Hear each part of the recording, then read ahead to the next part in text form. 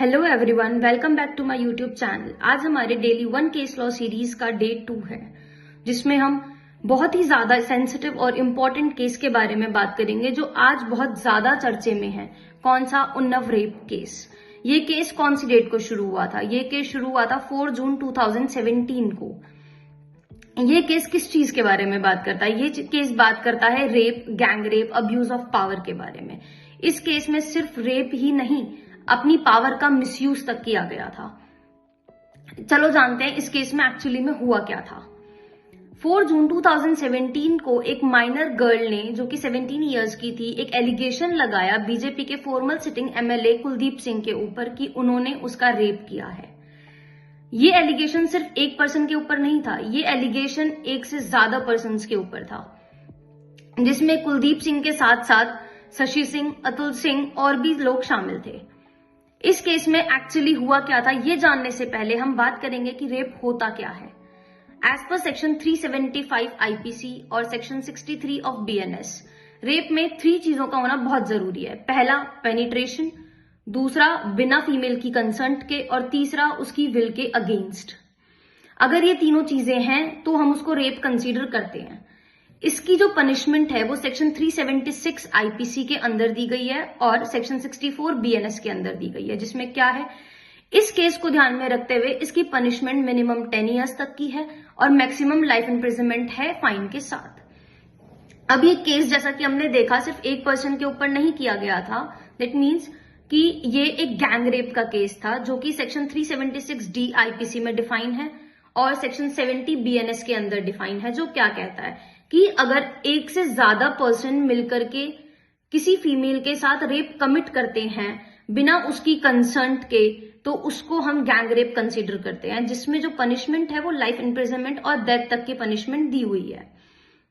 अब जैसा कि मैंने आपको बताया कि ये एक माइनर के साथ किया हुआ गया रेप था, तो इसमें हम सिर्फ आईपीसी के प्रोविजंस ही नहीं, हम इसके साथ लिंक करके पढ़ेंगे बीएनएस के, आईपीसी के, सीआरपीसी के, बीएनएसएस के और इवन एविडेंस के और पोक्सो के केसेस, और हम इसके साथ साथ देखेंगे कि कॉन्स्टिट्यूशन के किस आर्टिकल का यहाँ पे वायलेशन किया गया था। ठीक है, अब मैं इस केस को आपको बहुत ब्रीफली और बहुत अच्छे से एक्सप्लेन कर देती हूँ। एक्चुअली इस केस में हुआ क्या था। 4 जून 2017 को एक माइनर गर्ल, 17 ईयर ओल्ड की जो फीमेल थी, उसने एक एलिगेशन लगाया बीजेपी के फॉर्मल सिटिंग एमएलए के ऊपर, जो कि कुलदीप सिंह थे, कि उन्होंने उसके साथ रेप कमिट किया है।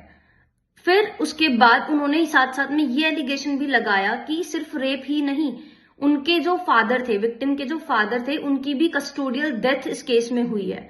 तो क्या ये केस सिर्फ रेप का है? नहीं, ये केस एक रेप के साथ साथ एक अब्यूज ऑफ पावर का भी है। इस केस में अपनी पावर का मिसयूज करते हुए उस विक्टिम के फादर के साथ गलत किया गया था। एक्चुअली में इस केस में हुआ क्या था, जो विक्टिम थी, पहले उसको जॉब को ध्यान में रखते हुए बाहर लेकर के गए और फिर उसको ये बोला गया कि उसको जॉब प्रोवाइड कराएंगे, उसको जॉब दिलाएंगे, और उसके बाद उस फीमेल के साथ 2 या 2 से ज्यादा लोगों ने मिलकर के रेप कमिट किया। इस केस में आईपीसी के प्रोविजंस 375, 376 और 376 डी, जो कि बीएनएस के सेक्शन 63, 64 और 70 हैं, साथ साथ सीआरपीसी के सेक्शन 389 और 406, जो कि बीएनएसएस के प्रोविजंस 430 और 447 हैं, इनका भी यूज किया गया। और इसके साथ साथ पोक्सो, जो सिर्फ उस केस में लगता है जब कोई भी रेप या कोई भी सेक्सुअल ऑफेंस किसी फीमेल या मेल माइनर के साथ किया जाता है। इसके कौन कौन से प्रोविजंस यूज हुए थे? पोक्सो के provision section 3, section 5, section 6 and section 29 को यूज किया गया।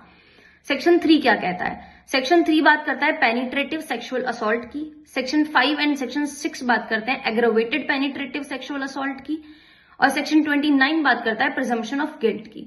सेक्शन 3 तक तो ठीक है, पेनिट्रेटिव सेक्सुअल असॉल्ट को हम कह सकते हैं। हमने इसमें एग्रोवेटेड पेनिट्रेटिव सेक्सुअल असॉल्ट क्यों यूज किया? क्योंकि सेक्शन 5 ऑफ पोक्सो बात करता है अगर कोई भी पब्लिक सर्वेंट अपने काम करने के टाइम पे किसी फीमेल के साथ, या मतलब हम कह सकते हैं कोई भी पब्लिक सर्वेंट किसी फीमेल के साथ रेप कमिट या सेक्सुअल ऑफेंस कमिट करता है, तो वो एग्रावेटेड पेनिट्रेटिव सेक्सुअल असॉल्ट के अंदर आता है। इसीलिए हमने सेक्शन 5 को यूज किया। और इसके साथ साथ क्या यहाँ पे सिर्फ रेप के ही प्रोविजंस यूज होंगे? नहीं। जब हमें पता चला कि उसने विक्टिम के फादर को फॉल्स इम्प्लीकेशंस करते हुए जेल में डाला, उसको जेल में डलवाया गया, विक्टिम के फादर को फॉल्स इम्प्लीकेशन के साथ सेंटेंस किया गया, तो जेल के अंदर विक्टिम के फादर के साथ उन्होंने टॉर्चर किया और विक्टिम के फादर की वहां पे ही डेथ हो गई। That is custodial death. तो इसमें सेक्शन 302 एंड 304 ऑफ आईपीसी भी आएगा, जो कि बीएनएस का सेक्शन 100 है, दैट इज मर्डर। इसके साथ साथ अब हम बात करेंगे कि इसके अलावा हम किन प्रोविजंस की बात कर सकते हैं। इसमें हम, जो मैंने आपको बताया कि सीआरपीसी का सेक्शन 389 और 406 की बात हो रही है, वो क्या बात करता है? सीआरपीसी का सेक्शन 389 और 406 में दो बातें की गई हैं। पहला, कन्विक्शन के बाद बेल की, और दूसरा, सुप्रीम कोर्ट के पास केस को ट्रांसफर करने की पावर के बारे में। ठीक है, अब इस केस को हम शुरू करते हैं। तो एक्चुअली इस केस में जब फीमेल ने उस पर्सन के ऊपर एलिगेशन लगाया कि उस पर्सन ने उसके साथ रेप कमिट किया है, तो इस एलिगेशन को ध्यान में नहीं रखा गया। इस एलिगेशन को लगाने के बावजूद कुलदीप सिंह, जो कि एक फॉर्मर सिटिंग एमएलए है, उस पर कोई स्ट्रिक्ट एक्शन नहीं हुआ। यूपी कोर्ट ने इस चीज पे कोई एक्शन नहीं लिया। इसके बाद जब कोई एक्शन नहीं लिया गया, तो जो विक्टिम थी उसने यूपी सीएम के योगी आदित्यनाथ को एक लेटर लिखा, ओपन लेटर, कि उसके साथ ये सारी चीजें हुई हैं। उसके बाद भी कोई स्ट्रिक्ट एक्शन नहीं हुआ, और इवन उसके बाद विक्टिम के जो फादर थे उनको फॉल्स इम्प्लीकेशन लगाते हुए जेल में डाल दिया गया, और वहां पे ही उसके फादर की कस्टडियल डेथ हो गई, जिसकी वजह से पब्लिक आउटरीच बहुत ज्यादा बढ़ गया। यही एक रीजन था कि पब्लिक आउटरीच को एक हाइप मिल गया, क्योंकि इतना बड़ा केस, इतना सेंसिटिव केस, एक विक्टिम के साथ गलत हुआ, एक माइनर के साथ गलत किया गया, बट स्टिल कोई एक्शन नहीं। क्या यही हमारा लॉ है? क्या यही हमारी गवर्नमेंट है? नहीं। उसके बाद क्या हुआ? उसके बाद जब ये केस को एक हाइप मिला, तो जो हमारे यूपी के सीएम है योगी आदित्यनाथ जी, उन्होंने एक एक्सपर्ट कमिटी को बोला कि एक एक्सपर्ट कमिटी बनाई जाएगी, और ये केस टोटली हैंडओवर कर दिया गया सीबीआई को, जिसमें सीबीआई ने डेली वो रिपोर्ट्स प्रोवाइड करा रहे थे, जिस रिपोर्ट्स के थ्रू ये सारी चीजें सामने आई। और उसके बाद ये केस को सुप्रीम कोर्ट ने अपनी पावर का यूज करते हुए ट्रांसफर कर दिया दिल्ली। तो दिल्ली जब ट्रायल कोर्ट में ये केस गया, तो ट्रायल कोर्ट ने उस पर्सन को केस के सारे सेंसिटिव एरियाज को देखते हुए और केस की पनिशमेंट्स को, केस में जो चीजें फैक्ट्स थे, एविडेंसेस थे, उन सबको कंसीडर करते हुए उस पर्सन को लाइफ इम्प्रिजनमेंट, जो कि हम कह सकते हैं 10 इयर्स का सेंटेंस प्रोवाइड कर दिया गया।